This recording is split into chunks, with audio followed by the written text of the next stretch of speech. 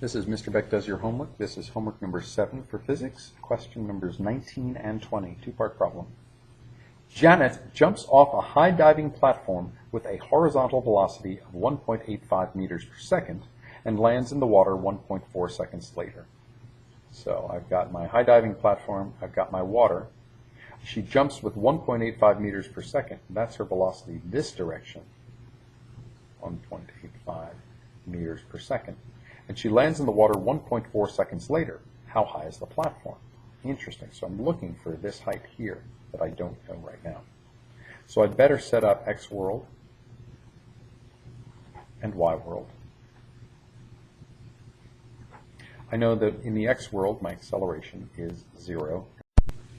In the y world, my acceleration is gravity, so that's going to be negative 9.8 meters per second squared. What else do I know? I know my velocity is 1.85 meters per second, and it's horizontal velocity, so that belongs in the x world. And my velocity is 1.85 meters per second.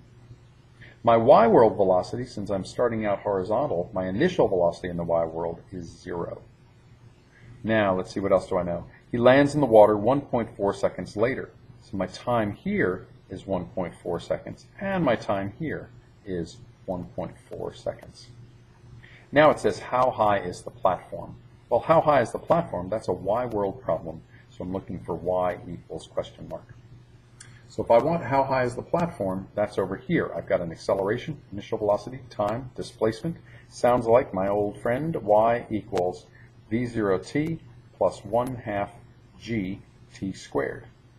Initial velocity is 0, so my displacement is just going to be 1/2 of my acceleration, negative 9.8, times time squared, that's 1.4 squared. And that's just numbers, so work that out. This will give me a negative. It says how high is the platform? Well, we measure high in positives.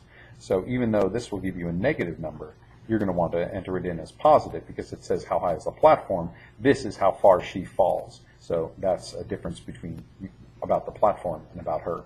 So enter it in as a positive number and you'll be good. Part 2 of 2, question 20 says, how far from the base of the platform does she land? So she's going to go up, up, up, up, up, and land in the water here, a nice parabola. And when she lands, she's going to be some distance this way, and that's horizontal distance. So I'm looking for my x equals.